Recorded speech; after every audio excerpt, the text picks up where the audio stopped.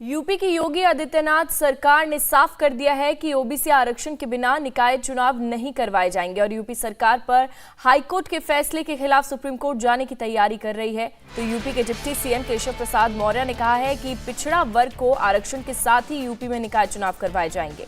उत्तर प्रदेश सरकार के मंत्री ए.के. शर्मा ने यह भी कहा कि सरकार आयोग का गठन करके ट्रिपल टेस्ट की प्रक्रिया पूरी करवाएगी।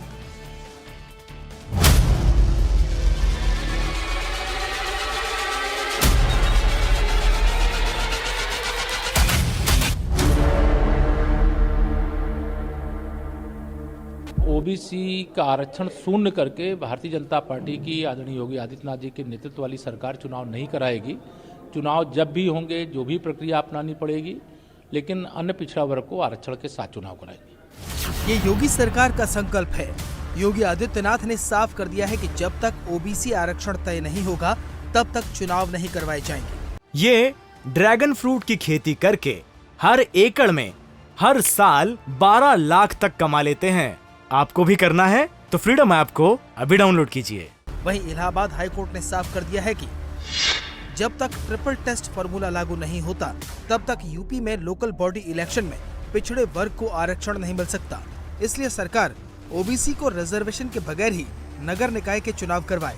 हाईकोर्ट ने कहा कि सरकार ने जिन सीटों को पिछड़े वर्ग के लिए आरक्षित किया था, उन्हें अब सामान्य कोटे की सीट मानकर चुनाव करवाया जाए। योगी सरकार जानती है कि ट्रिपल टेस्ट एक लंबी प्रक्रिया है, इसे पूरा करने में टाइम लगेगा। इसलिए योगी सरकार सुप्रीम कोर्ट का रुख कर सकती है ताकि ओबीसी आरक्षण के साथ निकाय चुनाव करवाए जा सके। माननीय उच्च न्यायालय इलाहाबाद की लखनऊ खंडपीठ का जो नगरीय निकाय चुनाव के संबंध में फैसला आया है, हम फैसले का स्वागत सम्मान करते हुए विधि विशेषज्ञों के द्वारा देश का अध्ययन करवा रहे हैं।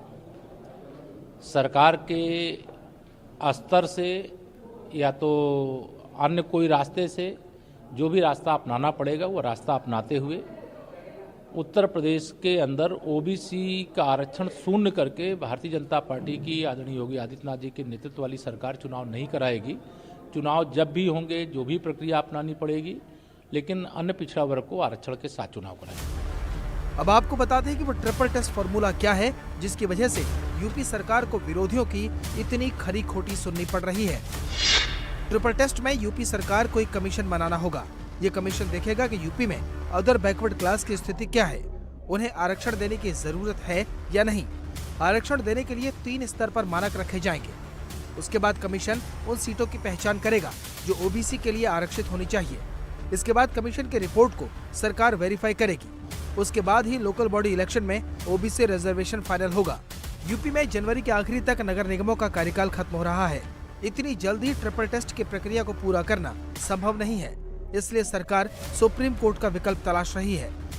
राज्य सरकार का सोचना है कि माननीय उच्च न्यायालय के निर्देशानुसार आयोग गठित करके ट्रिपल टेस्ट की जो प्रक्रिया है उसे पूर्ण करके हम ओबीसी को आरक्षण देने के बाद ही हम चुनाव कराएंगे और उसके बाद जो चुनावी प्रक्रिया है उसको हम करेंगे।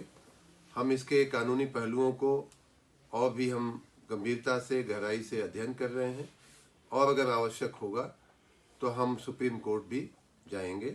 हमारे वकीलों की सलाह लेकर के हम इस विषय में अध्ययन कर रहे हैं। योगी सरकार अपना संकल्प दोहरा चुकी है, लेकिन इलाहाबाद हाईकोर्ट के फैसले ने योगी विरोधियों को हमला करने का बड़ा मौका दे दिया है और किसी ने भी यह मौका छोड़ा नहीं। अखिलेश यादव ने ट्विटर पर लिखा, बीजेपी की हार में आरक्षण की जीत है। पिछड़ों का हक छीना जा रहा है और ये केवल पिछड़ों का हक नहीं छीना जा रहा है। भारतीय जनता पार्टी सत्ता में रही तो जो बाबा साहब भीमराव अम्बेडकर जी ने अधिकार दिए हैं, उन अधिकारों को धीरे धीरे छीन लिया जाएगा। अभी कुछ चीज़ें दिखाई दे रही हैं और कुछ चीज़ें नहीं दिखाई दे रही हैं। भारतीय जनता पार्टी हमेशा आरक्षण विरोधी काम किए उसने। भारतीय जनता पार्टी आरक्षण विरोधी है, पिछड़ा विरोधी है, दलित विरोधी है। इन्हें संविधान की किसी भी व्यवस्था से कोई मतलब नहीं है। जो बाबा साहब भीमराव अम्बेडकर जी ने अधिकार दिए थे, उन अधिकारों को धीरे धीरे भारतीय जनता पार्टी छीनना चाहती है। और जितने भी उनमें पिछड़े नेता हैं, ये ड्रैगन फ्रूट की खेती करके हर एकड़ में हर साल 12 लाख तक कमा लेते हैं। आपको भी करना है तो फ्रीडम ऐप को अभी डाउनलोड कीजिए। वो सब मुंह बंद करके बैठे हुए हैं। अखिलेश अकेले नहीं है, बीएसपी चीफ मायावती भी इसमें कूद गई है। खुद को दलित की बेटी कहने वाली मायावती बीजेपी को आरक्षण विरोधी बता रही है। यूपी विधानसभा चुनाव से ठीक पहले बीजेपी का कैंप छोड़कर अखिलेश के साथ हाथ मिलाने वाले स्वामी प्रसाद मौर्य अपनी करारी हार से उबरकर अब योगी सरकार को घेरने में जुट गए हैं। इस षड्यंत्र से भाजपा का जो आरक्षण विरोधी चरित्र है वो उजागर हुआ है। पिछड़े वर्ग के लोगों को चाहिए कि भाजपा की इस आरक्षण विरोधी नीति को सही ढंग से समझें और जब भी निकाय चुनाव हो तो इसका मुंहतोड़ जवाब देने के लिए अभी से तैयारी कर लें। इंडिया टीवी हर वक्त हर जगह डाउनलोड करने के लिए सर्च करें India TV news Google play store या ऐप स्टोर पर।